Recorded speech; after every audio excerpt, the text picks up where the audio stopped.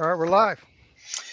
Well, welcome to the Sales Maven Show, where we talk about selling annuities, life insurance, employee benefits, healthcare coverage, while offering practical advice and insight you can use right away to increase your sales. My name is Dan Vignal, president of WebPres Videos, and my partner with me today is Lloyd Lofton, president of Sales Hero Consulting.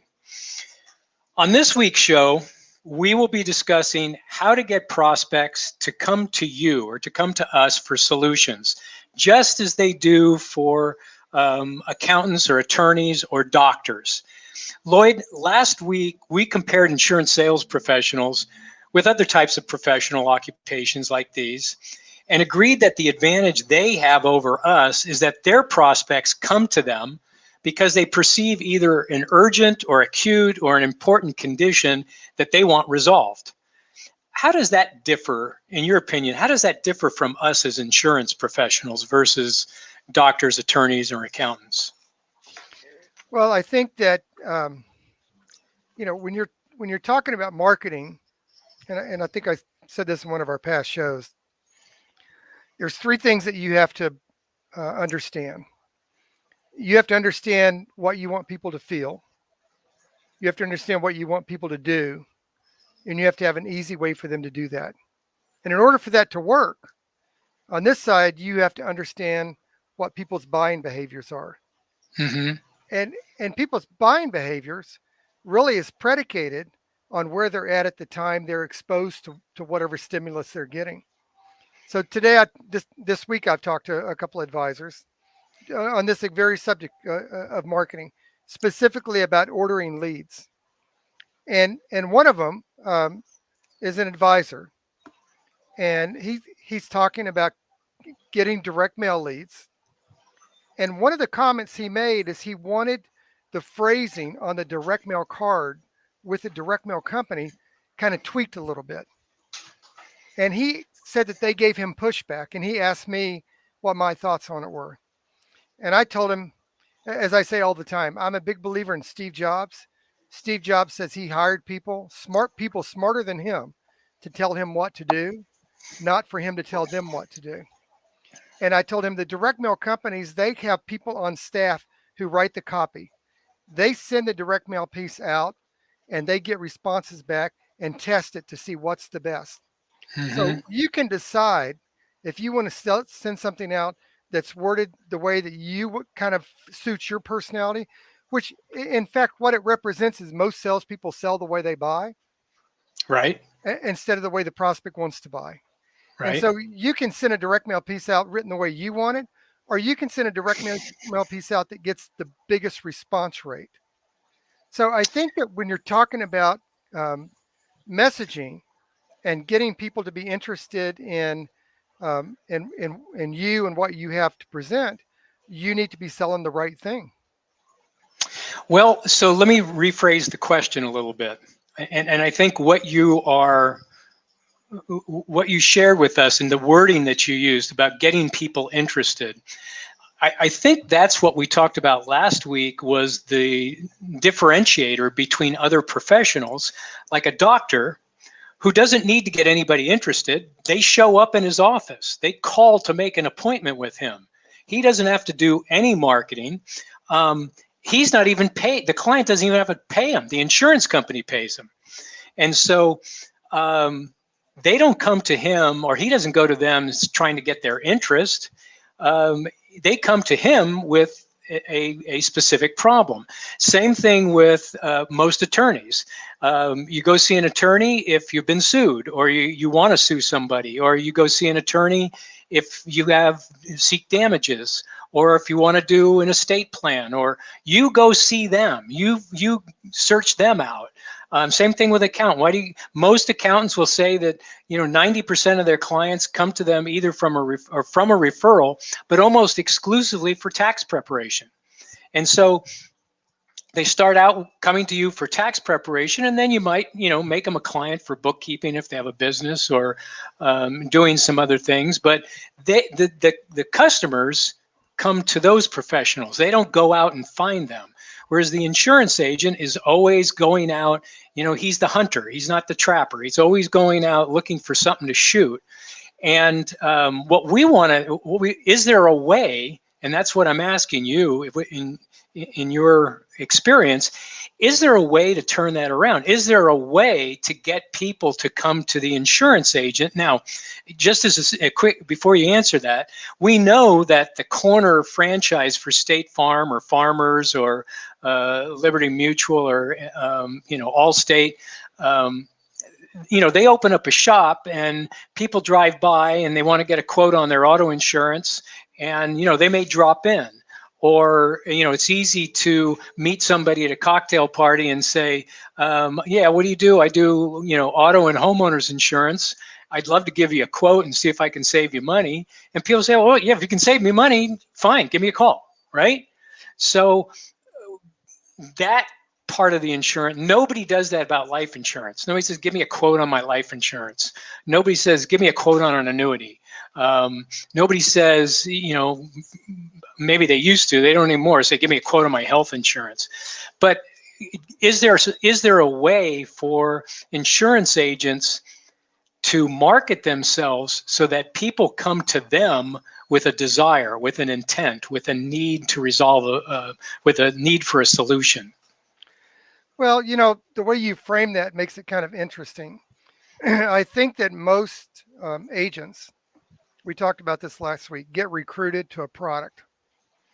And so they think their job is to go out there and find somebody to buy that product.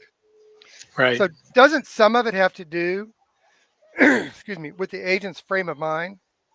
Like, before the pandemic. Absolutely. Yes. Before the pandemic, even before the last couple of years, used to, if you wanted to get homeowners insurance or car insurance and you called a PNC agent, you really didn't talk to the PNC agent. You might have got the PNC agent on the phone, but he gave you to his office staff and they scheduled an appointment for you and you went to their office. When you wanted to have your taxes done, you would call up and make an appointment with H&R Block or whoever it was. And you would pack up all your personal financial information, drive over to an office, hand over your most intimate details to a stranger. And this is a guy that 5 years ago used to be a plant manager at Alco, right, and got laid off, and he paid $249 for an H&R Block tax course, and that's the guy you're handing your financial stuff to. Right. So, a lot of it is the frame of mind. But I go back to what I said a minute ago. You have to sell the right thing. The downside of to me, there's two downsides of the insurance industry for agents in terms of marketing. One of them is, as an industry, I think we've done a poor job of presenting ourselves, because I think the consumer actually sees insurance products as a commodity. And where I get that from is the word quote. Yes. And in most companies' websites and most broker dealers' websites, you go on there and you can click a link for a quote. So let's just take for a second and look at the word quote. What does a quote mean? If you get in a car wreck, you tend to call your agent and they have you get 2 or 3 quotes. Right. If you want to get your house painted, you go out and get 2 or 3 quotes. Even to have lawn work done, you get 2 or 3 quotes. Right. Now, the question I always ask, when you get that first quote, are you getting that quote for the purpose of making a buying decision? Or are you getting that quote for the purpose of comparing to the next quote? Right. Well, people do it to compare to the next quote. So when we frame ourselves as a commodity, I don't understand why insurance agents are shocked that consumers treat us as a commodity. But when you market to and you're messaging to the problems people have, like the tax code that's happening right now, the changes in the tax code that are going on right now. I just did a class on this the other day. It's perfect marketing messages. You can't deduct your donations to Goodwill anymore, can you? When that law changed, everybody should have had email templates set up to send out and ask people, do they want to do anything about the money they've lost for their deductions?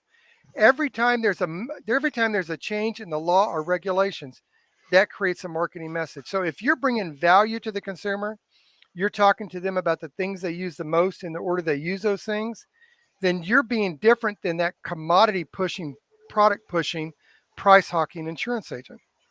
from my point of view. Okay, so let's unpack that a little bit. What is the psychology, you think? You say that most salespeople sell the way they buy, So and I would agree with that.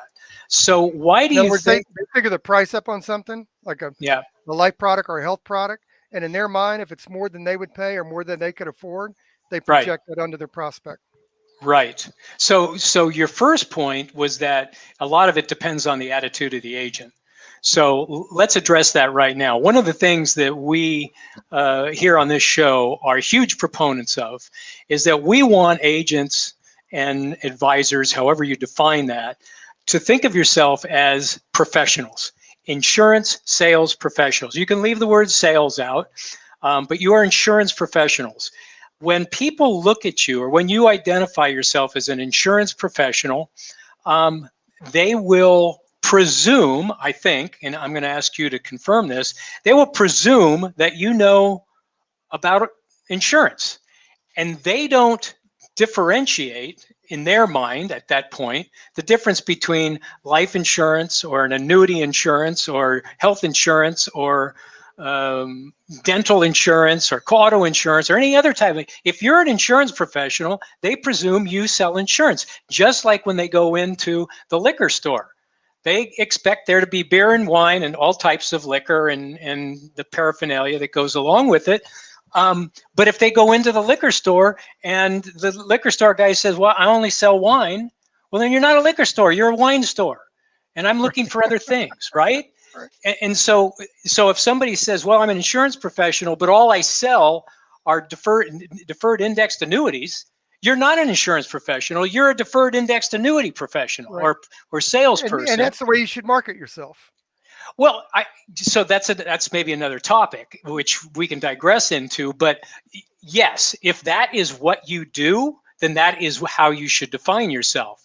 But I'm going to turn the question around to you and say, if you're a consumer and somebody comes to you and says, I'm a deferred indexed annuity sales professional, and they say, let's presume they even know what an indexed annuity is, and they say, well, I'm not interested in that, I don't have any need for it, end of discussion. Whereas if you say, well, I'm an insurance professional, and they might say, well, do you handle long-term care? Do you handle Medicare supplements? Do you handle critical illness? Do you handle life insurance? There's 20 different types of insurance that they might say, oh, I might need your services. But, as we've said before, if you're a hammer, everything looks like a nail. And if all you sell is Index Universal Life and somebody doesn't want it or doesn't need it, you lose that prospect. Whereas if you could say, well, what is it, Mr. Prospect? Within the realm of insurance or within the realm of financial solutions, what is it that you're interested in?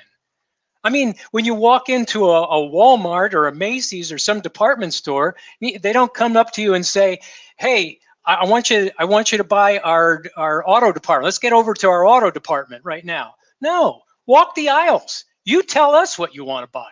We're not going to tell you because we sell it all. Your thoughts? Yeah, and and I think you're right on. I think that goes back to what the agent thinks of themselves. And let me just comment on this. My phrase I say is that you're a highly trained licensed professional. Right. Period. You're a highly trained licensed professional. Or you should be. You should be. Well, Right. if you're licensed, you should be highly trained. Right, but that's not necessarily. Yeah, that's not necessarily true. But when you look in the mirror, if you don't see a highly trained licensed professional, then neither does your prospect. Good point. But I'm really going to tell you good something. point. I was on a show the other day, and at the end of the show, and I was talking about messaging, and I was specifically talking about the tax season. Now, I was specifically talking about all the different levels of the tax season: first quarter, second, third, or fourth quarter. Extensions to October, September. I was talking about all that kind of stuff and how each one of that is messaging. And some guy in the chat box put up there, so this is just about the wording. And I said, for you, it may be. Yeah. If you, in fact, have your email marketing down and you know how to deliver emails and you can do the copy and the graphics, and you don't need any clients from LinkedIn, and you have got your script down and your objections down, and you have more clients than you have time for, then nothing we're talking to you about today is for you. Right. And the difference is, the reason I said that to him is because he put that question, he put that statement in there for two reasons. Either to make himself more important than the other people in there and the presenters, or to kind of point out to the presenters, well, I know this kind of stuff. And that's the same way with our clients. I remember one time walking in a house in Tennessee with a client. He was with a company, he had a 401k, some other kind of stuff. His wife was still working, he was going to retire. I got referred into the house. And this guy, I'm trying to say this without sounding however I'm going to sound, but he's sitting in his living room. He's got this beer belly. He's got these cowboy boots on. He's got I won't say what kind of t-shirt it was on, but a white t-shirt on. He's got a beer sitting there. And you could tell his whole demeanor was he had no respect for the insurance agent that brought me to the house. Right. I stood at the front door with my hands in my pockets, and the agent walked in, introduced me to the husband and wife, and I stood in the doorway. He looked over like that and said, "Come on in." And I Yeah. said, "Listen, I appreciate your time. In fact, I realize the value of time, yours and mine. And here's what I want to tell you before I take your time. If you're looking for any type of instrument that involves any kind of risk out in the marketplace, I'm not your guy. I only work with fixed products. So before I take any of your time, I just want to make that clear so we have an understanding. So are you looking for any type of product that has any kind of risk out in the marketplace, stock market or whatever? Because I'm not that guy." Right. And he turned around and told me why I should come in and sit down with him. So Yeah. my point is, the difference is I didn't have anything at risk because I recognize my time as of value. And I don't need this guy's approval to sit around for an hour for him to blow me off. And so Right. to me, a highly trained licensed professional is someone that you go to their website and they tell you what you get working with them. Like, you want to eliminate the risk of running out of money, reduce the taxes on your Social Security, prevent medical bills that take out of your savings. Schedule Right. 15 minutes with me. Right. That has nothing to do with any insurance product at all. If I Right. go to your website and your website tells me that you have 50 carriers, oh, excuse me, I'm busy. I don't have time for that. Yeah. We got a comment from Ken Lake Jr. And he said, following up what we were talking about quotes, he said, people still do ask for quotes for life insurance, but I no longer give quotes. Okay, so Ken, I can understand that. Smart. If And that's if there, smart. You're smart. yeah, but I think there's two sides to that coin. I think, and I don't know whether I've shared this with our audience or not, but my educational background and area of expertise is in communication sciences and behavior, consumer behavior. So we're constantly studying why people do what they do and what goes on in their heads. So my question, Ken, and you might want to respond here in our comments, is are they asking for a term quote? I mean, most people see term insurance like auto insurance. It's renewable every year, even if they get a 10-year or 20-year plan. But it's renewable and they just see it as what's the lowest rate I can get. If that's the case, Ken, I would suggest give them a quote. If you have a competitive, if you can have a quoting service that can be competitive, there's a good chance you can pick that up. If you can pick it up strictly on price, just like they do with auto insurance, now you've got a customer who's trusting you enough that he'll pick up the phone when you call. He'll respond to you. He'll give you permission to contact him. And now you can turn him into a client. Now you can take the easy sale and develop other sales from it. Convert that term into whole life or UL, or get in there and talk to him about his financial plan. See how the term fits into, does he have an estate plan? What's he doing? How many children does he have? All of those things after you get him to commit to buying the term insurance. Lloyd, what are your thoughts on that? Well, I think that we shouldn't be intimidated by the word quote. We shouldn't let the quote program us to respond by giving a price. And we should not we should make sure that we have the same definition of quote as the prospect means. So if a prospect says to me, can you give me a quote on life insurance? I would ask them, now let me ask you a question. When you're talking about a quote, are you talking about the amount of money that you're going to pay for the premium, or the amount of the life insurance that that premium is going to pay for? You just confused them. I'm telling you from a psychology standpoint, you just lost them. The easiest thing, and you talked about this the other day in the 1-minute sales manager, go with the flow. Take them in the direction they're going. He says, can you quote it? Yes, I can. What are you paying now? That's I'm true. paying That's true. $783 a year for $500,000 a term life. I can get it for $650. Really? Okay, let's do it. Done. Now we can talk. Then after I get that, I said, hey, have you ever thought about over 20 years that $650 is going to cost you this much? What if you could get a refund of premium? What if you could pay more but net out at the end of that 20 years and net out a profit? Oh, I might be interested in that. But you can't get there if you don't go with this flow. And that's my point to Ken, is take the easy way in. Don't force your way in the door. Have them open the door and invite you in. Make it easy for them, especially, but make it easy for you too. Yeah, I don't disagree with that at all. One thing I will go back to though, is when people come to you with words that they define and have a meaning to them, they tend to be kind of strict and rigid with that. So I That's like your true. approach. I think that's a good approach. But I have had prospects that I'm going to draw the parameters and keep them in that parameters, because I'm not wasting my time with people that aren't the least bit interested in moving forward. And I'm not getting in a pricing war with anybody. So again, Right. and it also depends on what you're marketing. Life insurance is different to different people. Term insurance is different and given a quote to than like an IUL. There's a lot of other variables in that. So, Yeah. I mean, I think both ways work. I like your way a lot. But again, I think you have to be cognizant of your time and make sure that you don't let the definition of the word quote, it needs to be the same. Your response need to be congruent with what their understanding is of what they're asking for. Absolutely. In fact, one of the key mistakes that people make, and this is an analogous, when people set up landing pages or websites, they often talk on the website.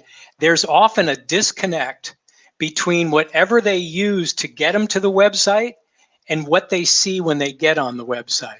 So for example, or the landing page, somebody sends out an advertisement on, guaranteed retirement income, guaranteed for life. So they're selling annuities.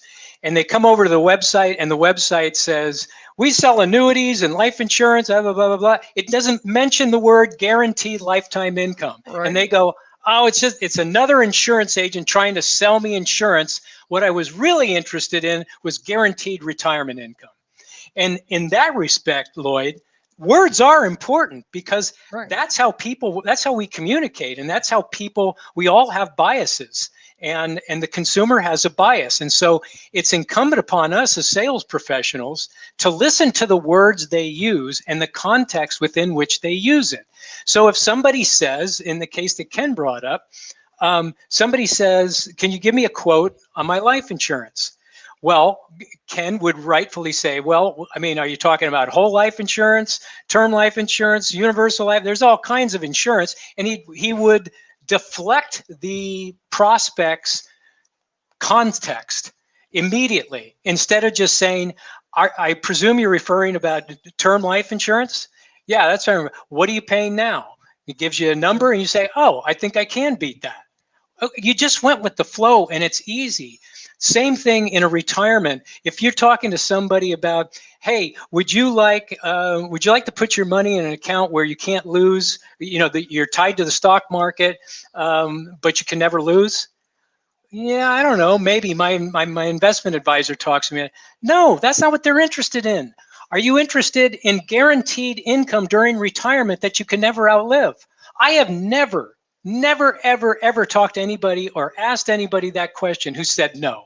There's never been anybody who said, I am not interested in guaranteed income for retirement that I can't outlive. And yet, when I talk to agents and advisors, they almost never use those words. And those are words that the consumer understands. And as soon as you say them, you're on the right page. And I think this exchange right here highlights and proves one of the things we've talked about in the past, and that is you need to have a plethora of responses to prospects. The people that would buy from you might not buy from me, and people that buy from me might not buy from you. But one thing's for sure is not all of my prospects are exactly the same. And Right. if I come across to a prospect at 3 o'clock in the afternoon, the exact same way, with the exact same wording and tone of voice and voice inflection as I did with a prospect at 9 o'clock, I'm going to constantly be treading water, and I'm going to be stuck with only buying people that respond the way I'm to what I'm saying to them. So I think what I heard from you is that there's more than one way to respond to something, and what you have to do is you have to find out what your style is. But you have to listen to understand what people are saying and what they said and what they're saying. And we started this conversation off about that mental image of you being a highly trained licensed professional. Understand the prospects that are most likely to buy from you, and then focus your time on those prospects. You can't please everybody, and you can't sell everybody. But I think that you can have some level of conversation with almost everybody. Yeah, I think I might. So I see that Ken responded and said he's on your side regarding, I don't, I'll send him somewhere else for a quote. I don't want to waste my time with somebody who's, I need to diagnose. I need to diagnose their problems like a doctor. I need to diagnose what's the problem before I can give them a solution. And what I would counter to that, Ken and Lloyd, is that the doctor, a real doctor, doesn't begin diagnosing the problem until the patient comes into his office. The patient shows up and asks the doctor for a prescription, or he asks the doctor for a diagnosis. We are going out, and because we're so smart, because we know so much about a complicated product like insurance and annuities, that we see all the complexities. We know all the issues around selling this product and all the questions you have to ask. The consumer doesn't know that yet. You have to make it so that the consumer walks into your office and asks for something. And that's what I'm trying to figure out. How do we, as insurance agents, how do we get people to come to us and say, talk to me about this, or I want to buy this. I want to buy this. And then you say, okay, I can sell you that. Now let me do a diagnosis and find out if that's exactly what you need. But they came to me first. And I think that's the problem is we go out and the old adage that you see 10 people and you're going to strike out with 8 and get 2. My contention has always been all 10 of those people need something. Right. All 10 of them. And if I walk away, it's simply because I didn't find out what they wanted. That's on me. And I think the problem is, as we said, too many people I did the same thing myself until I figured it out. I go back a long, long ways. And I was telling you the other day when there were quick pay policies, quick pay whole life, quick pay UL, interest rates were high, dividends were high. This is back in the 80s. And you could sell products that had a 5 pay or a 6 pay or a 7 pay. And then you were done for the rest of your life. And it was a high premium and a high commission. So that was good for me. And it was also good for the client. It had a great ROI and a low cost of insurance. But I went out, I marketed to that product. And if people didn't understand the long-term cost of term insurance, if they didn't understand how increasing mortality within the framework of a whole life contract or a cash value contract, how that worked, if they didn't understand that, they didn't see the value to what I was presenting. And I was so frustrated because I was a hammer and I was looking for nails and there weren't enough nails. Does that make sense? It makes 100% sense. I remember years ago with Combined Insurance Company, my manager dropped me off at a 100 unit apartment complex, spent the entire day with me, and we got 10 sales just by knocking on every door.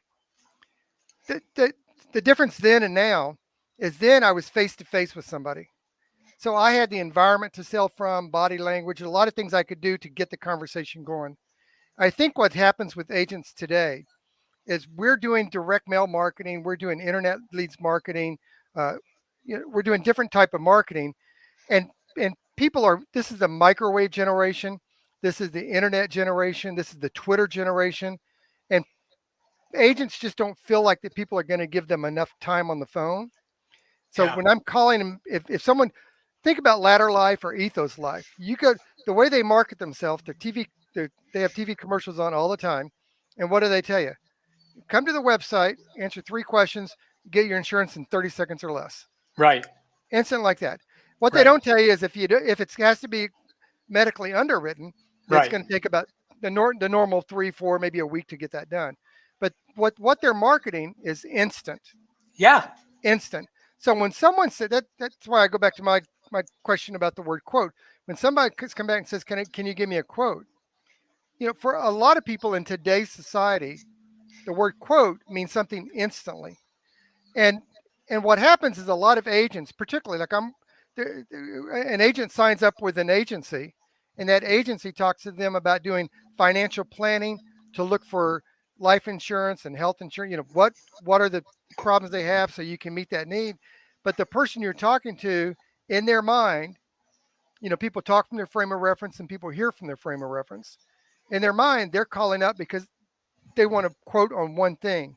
And the minute you start asking about other things, I like your approach about saying, yeah, I can give you the quote. And then you drill down with questions that. Right. But a lot of agents are hesitant to do that because they're afraid of getting, for a couple of reasons. They're afraid of getting down that rabbit hole and not being able to get out of it. The Yes, reason I they're afraid to understand that. get out of it because they're afraid to just tell the person, yes, I'm not going to do that. Yeah. Right. They're afraid to just say no. But our wives aren't afraid to say no. Husbands Well, aren't now, afraid. We're not afraid to say no to our kids. so I want So you to elaborate. I want you to elaborate on that because that's a really good point, and it draws back to um, our belief that we are sales professionals. And as a sales professional, you need to have respect for yourself and your own time and your own values and your own agenda.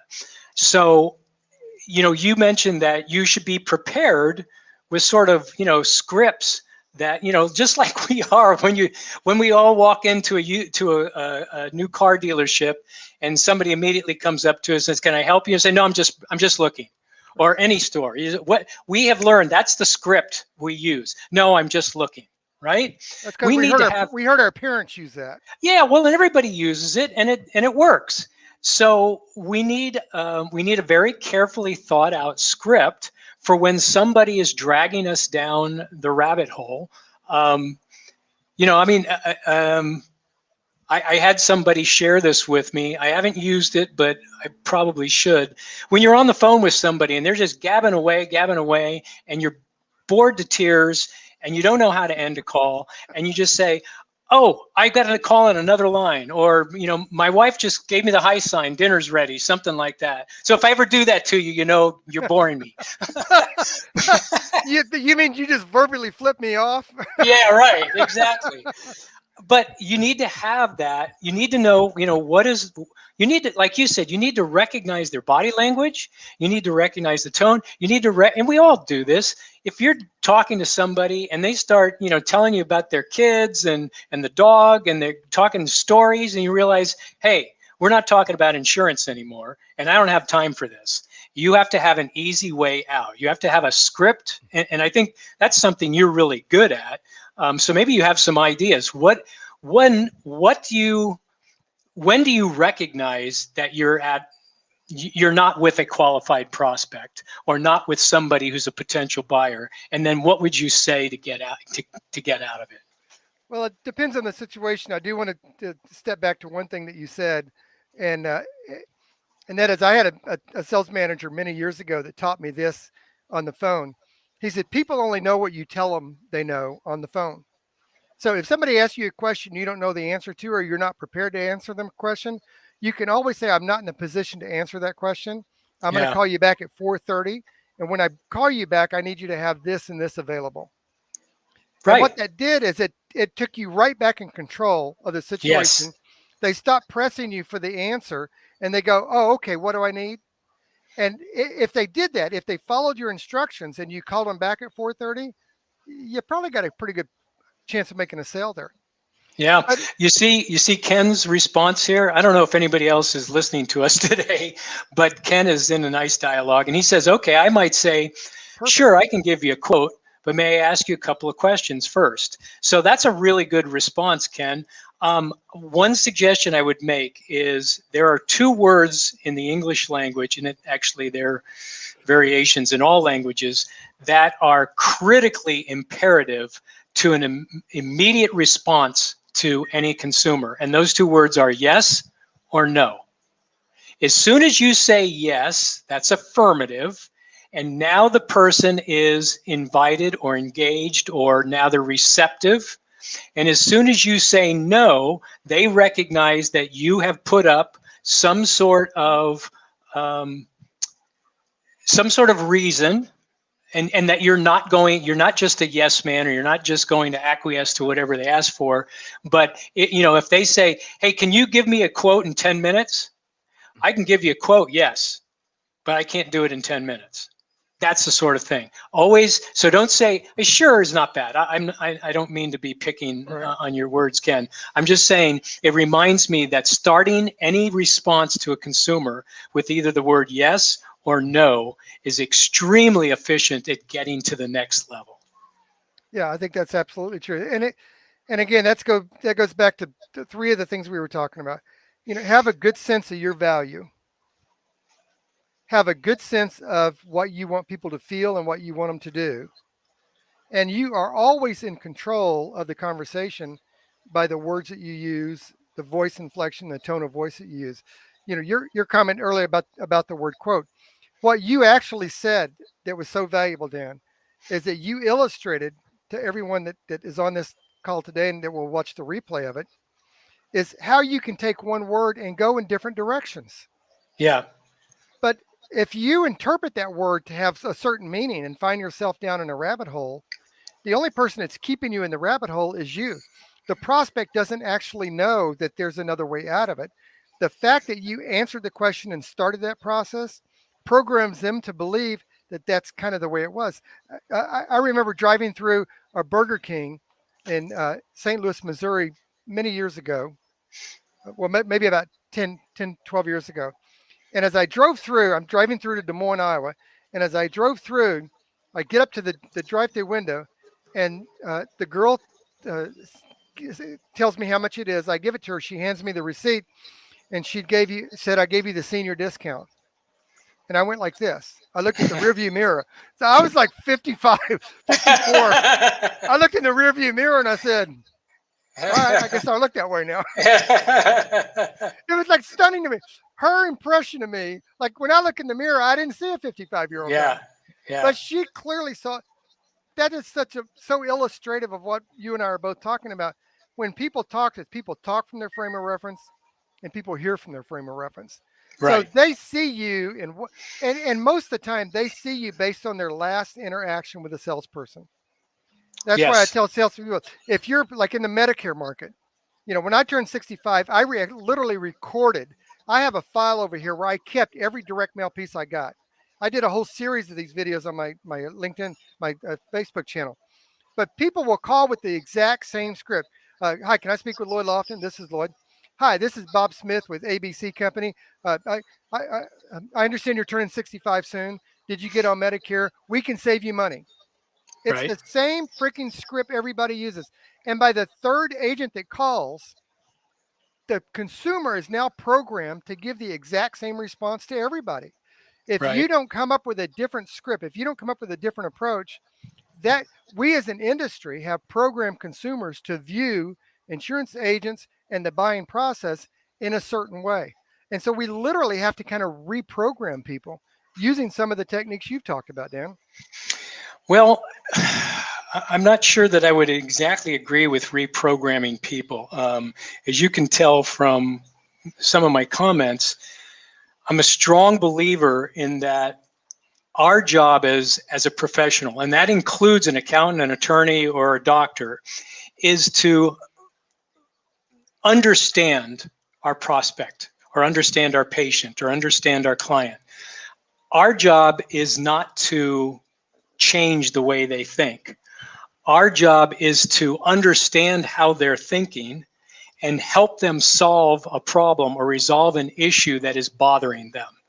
You cannot do that by inserting new language, new expectations, new ways of interpreting information.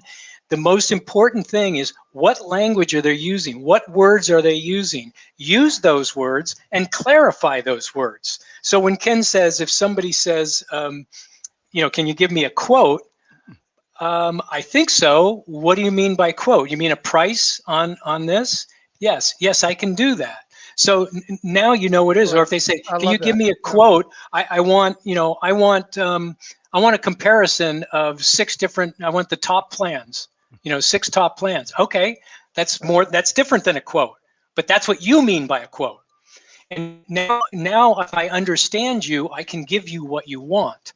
Right. But I also think that it's important Don't you think maybe pro reprogramming was the wrong word, but don't you think people have habits? Well, they do, but you can it takes interrupt the 30 habit? days to change. It takes 20 days to 30 days to change a habit, and can only come of your own volition. We are not going to change our clients' habits. Their habits are their You don't think habits. you can change a habit in a phone call? Not at all. You don't think you can interrupt the habit in a phone call? No, Okay. no. I think you can disrupt and distract, but that is not going to get you engaged and interested and going with the flow. You really but I want to go with your point about if you're on the phone with somebody. I think it's also important to talk about the medium or the context in which these questions are asked, or in the context in which people approach you. So, for example, it's very different if somebody shows up to an attorney's office, knocks on the door, talks to the reception. I don't have an appointment, but I need to get a will and a trust done. And so she'll say, she'll talk to the attorney, and he'll say, I don't have time right now, but have him schedule an appointment. So she schedules an appointment for him. We don't have people coming into our office asking for anything. And the question is, I think we can go deep. Everybody knows about this. Insurance isn't perceived as something that anybody wants. It's something they need or something they have to have. So they don't go out of their way to get it. How do we change that? How do we make them want to come get it? And the context in which we deliver that message is important. If it's over the phone, that doesn't sound very professional, because they don't get phone calls from their accountant, their attorney, or their doctor soliciting them as patients or clients. They don't get calls introducing that, hey, my name's Dan Vignal. I'm a CPA here in Houston, and I can do your taxes for you. Nobody does that, so they don't expect it from a true professional. So if you're a true professional, stop. And I know this is going to sound like the worst thing ever. Stop making cold calls. The consumer doesn't like it. Do you like it? Do you like cold calls? Do you like people calling you up in the middle of the night or around dinner time or during the day and pitching you on something? Generally, no. But I think this is a longer conversation we should have on another show, because Okay. there are statistics that actually show there are certain kind of phone calls people do like. And if you just take the Medicare supplement, for example, if someone calls up and calls the turning 65 list and uses the script every Medicare supplement agent out there uses. I hear you turning 65. Have you got no Medicare yet? Did you get Part B? I can save you money, which is the typical script.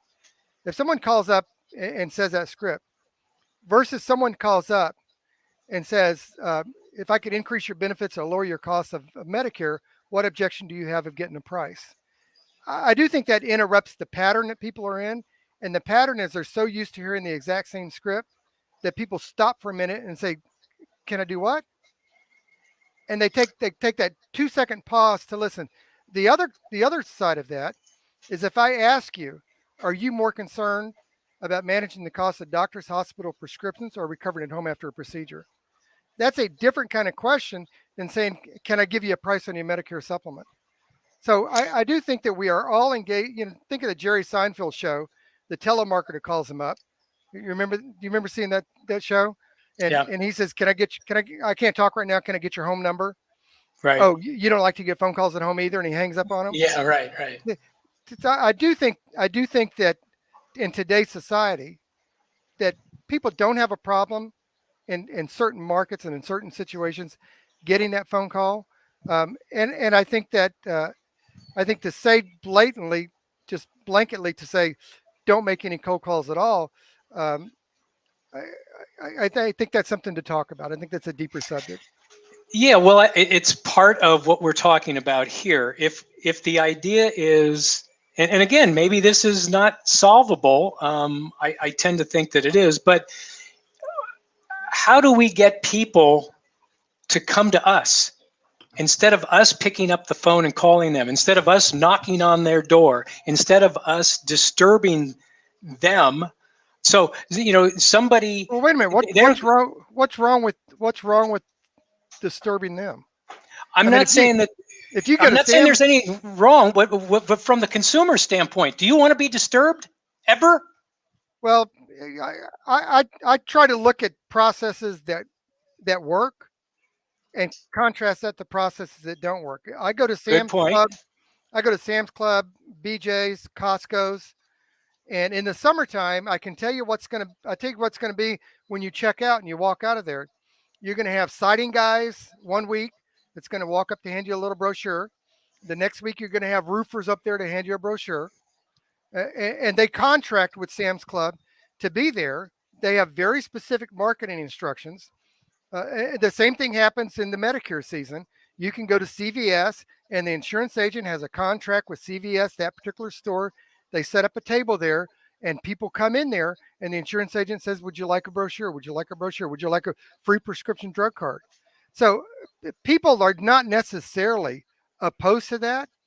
But if you called my wife at 1:45 in the afternoon and tried to have a conversation with her, when our kids back when our kids were in elementary school, and they had to be at soccer practice at 3 o'clock, and if she didn't get to the school by 2 o'clock, she was parked way back here, and couldn't get up in the line in time to pick the kids up to take them to soccer. If you didn't understand that of the demographic you're calling, you're going to get clicker. So I agree. I think cold calling without a clear definition of the market you're calling and having a clear plan for doing it and having it paired with a marketing plan, whether it's an email marketing plan, direct mail marketing plan, have it packaged with a clear marketing plan. Just picking up, back in the old days, you probably did this too. You get a job in an insurance company, they give you a 3-ring binder this thick, and then they give you a phone book and they say, start calling the yellow pages. Right. And to me, that's true cold calling. So let me be clear. Yeah, let me be clear. I'm not saying that cold calling does not work. I'm saying that cold calling is not the way that consumers want to buy. And what I'm saying is, I think as a professional, our job is to help people buy, not sell them. But isn't the cold call about getting the appointment, not selling the product? Well, I mean, that's a tactic. That's a tactic. But still, the consumer does not want an appointment either. Consumer doesn't want an appointment. The consumer wants a solution to their problem. That's true. That's true. Right? Now, if an appointment is required to get that solution, they'll go along with it. Right. If talking with somebody on the phone is required to get to there, they'll do it. But that's not what they want. So we need to look at, what do consumers want? How do they want to buy? How can we make it easy for them to buy? What do they want? So I think there's three things. One is the message. What question are we asking to elicit a legitimate need to disturb them so that they want it? Two, how are we delivering that message? In other words, what's the context of that message? And then third, what is the timing of it? So that's part of the context, is if you deliver, so when you call on the phone, you have one chance to deliver that message when the person answers the phone. And if they don't want to hear the message, if you've caught them in the middle of a fight Right. with their partner or their kids, or they just ran over their dog or whatever it is, and they're not in the mood, done, no chance. On the other hand, if you send them an email, they can read it right now. They can read it an hour later. They can read it tomorrow. They can read it next week. They can read your message when it's appealing to them. Right. Right? So now that's why I say cold calling works, but you've got to make 100 calls to talk to Right. 10 people. And Right. that's a lot of work. And why is it a lot of work? Because consumers don't like it. They don't want it. They don't resist it. So what can we do that they don't resist? Well, you mentioned going into Sam's Club and or Costco or any of those, and there's always some manufacturer that has a booth and a salesperson or two there, and their rep. And now you walk by. First of all, you went to Costco. You went into the store. Our insurance prospects are not coming into our store, so we don't even have their attention. But let's presume that they go into a store and they go by the manufacturer for aluminum siding, and they already have aluminum siding. They're not interested.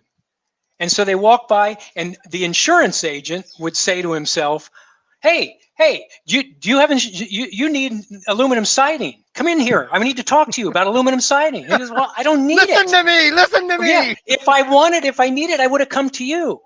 Now, let's make this about insurance. Many years ago, before it was before I was in the insurance business. I actually had an opportunity to go through a Fred Meyer's, which is it's kind of like a Walmart. I don't even know if they're still in business, but they're up in the Northwest, Washington, Oregon. And they're huge stores. And like Walmart, they sell everything. They'll sell boats and campers and they sell insurance. And I walked in and I was looking through another department, but as I walked in, there was a very small booth with a desk there, and there was a placard on the desk. It was pretty big, like, maybe 3 feet by 18 inches, and it had term life insurance prices per age. So it just looked like quotes, right? For non-smoker, smoker, whatever. It had these rates down there. And so you walked by it, and it said, term life insurance. So if you've been thinking about getting term life insurance, or you wanted a better quote on your term life insurance, there was an opportunity to do something about it. And they put the prices right in front of you, so you could determine, just like you do in any department store. You go through and, like, you're looking at you go into a music store and you see this really cool Fender Stratocaster, and you go, man, I'd love to have one of those. And then you look at the price and go, oh boy, I can't afford that. And you put it down and you walk away. But if the guy comes over and he's trying to sell you the Stratocaster and you don't have the money to pay for it, he's wasting his time and he's wasting your time. My point is that in the case of this Fred Meyer department store, and I suspect they may do it at Costco and some other places, if they're set up there and you walk by and you're interested, you can talk to them. You can make a buying decision. You can ask questions because they're already in your store. But see, we operate out of our homes or out of our offices, and very few of us, not all of us, some of us do get everybody to come in, but most people require them to go out and find people and bring them in. And that's the difference between doctors, attorneys, accountants, and insurance professionals. But don't you think we're leaving one important ingredient in this discussion out? And I know we're over our time, we said, but I think it's a good discussion. I agree in principle with 100% of everything you said. 100%. In fact, in the later years in the industry, that's completely how I operated. But agents that come into this business and pay the pre-licensing fee, like I remember, I won't go in, we don't have to have me go in a big story. I'm always doing stories. But But when agents come into this business and they pay a pre-licensing fee, and they go to the class, I mean, I imagine you're an insurance agent, and you go and interview with a broker dealer or an insurance company, and the day you go for the interview, you put on your suit and tie, and you look in the mirror, and you tell the wife, "Yeah, I'm going for a job interview. They want to talk to me." And you go for the interview, and after the interview, you come home and you go, "Yeah, I got hired, man. Yeah, yeah. When do you start work?" "Well, I got to go to pre-licensing school, and it's $245. "Oh, how long does that take?"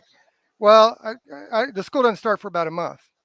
"How long's the school?" "Well, it's 2 weeks." "And then what happens?" "Well, then I have to sit for a test, and the test is $145. "Well, then what happens?" "Well, if I pass the test, how long does that take?" "Well, I'll know right then." "Well, when you pass the test, then what happens?" "Well, then I have to contract with insurance carriers and get appointed with them." "Well, how long does that take?" "Well, that could take anywhere from 2 weeks to a month." So the guy went for an interview, told his wife, "I just got hired. They're interested in me." And he's 3 months out from making a dime. Right. I mean, from even getting out in the street. And these guys that start off, and even if they've been in the business for 2 years, they don't have the money to do the kind of marketing that we're talking about doing. They don't have the money to set up a booth somewhere. They don't have the money to do that.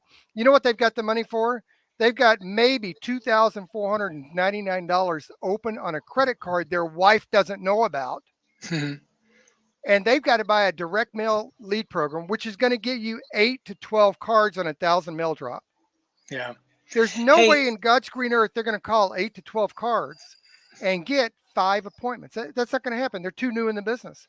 right. So there's no choice but for them to make phone calls. If it's worth them making 100 phone calls to get 2 or 3 appointments, because their alternative, I'm not opposed to this. I cut my teeth in this. Their alternative is to park a car in a neighborhood the way I used to do it and go door to door. And who the hell's going to do that today? So Yeah. it's good when agents have been in the business for 5 years. They're making 50,000 plus a year. Although the average agent is 59 and a half years old and makes $48,650 a year. That's what the Department of Labor says. If they don't have 50,000 or more in income, they don't have the money to do that kind of marketing. So making phone calls, while it may not be the ideal thing, what else do they? They have to have 3 forms of marketing. They have to have a direct marketing part of it.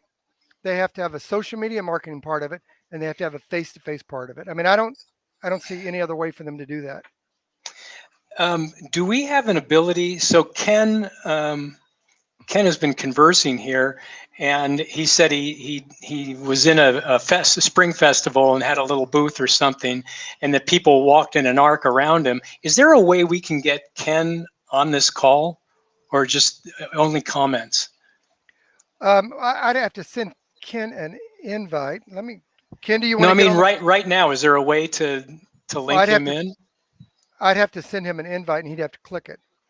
Ken, do you want Okay. to do that, Ken? Type in the chat box and tell me if you want to do that, or do you just want to answer the question in the chat box? Yeah, you can answer in the chat box too. So my question is, what did your booth say? How were you dressed? What did the booth look like? What signage did you have?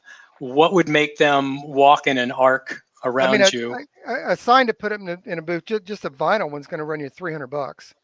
The booth's going to cost you $100 to $250. Right. I can try, but you have about 2 minutes. Well, Ken, just type. We'll bring you on another time, Ken. We'll bring you in another time. But if you can just type in, just tell us what your booth looked like and what it said, why people, I mean, if it said, get your COVID shots here and they're walking away from you, or walk into my booth and get a punch in the eye, I can understand why they're walking away. But so what did it say?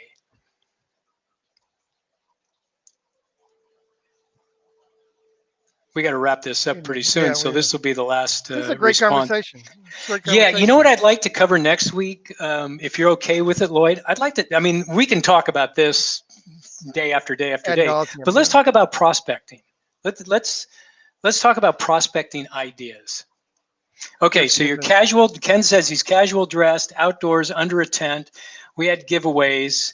clearly our company name. Okay. So the company name is not of interest. That's not an invitation to anybody. That does not engage them. It didn't say, if your sign said, I don't know what you sell, Ken, but if your sign said guaranteed lifetime retirement income, I guarantee you'd have people come in and say, what's this all about? Forget the giveaways. You don't need to give anything away. People want guaranteed lifetime retirement income. You're giving away your time as it is, right? Yeah. So, and the other thing is, if you were selling term life insurance, and you just wanted people to come in the booth, you can just say term life insurance quotes right now in 5 minutes, and you have a computer, and you say, just give me your information. I'll type it up, I'll print it out, and I'll give it to you in exchange for your name and phone number.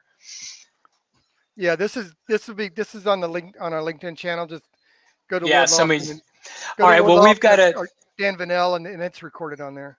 Yeah. So we got to wrap this up. We've been doing it for an hour, and we're going to continue having these conversations.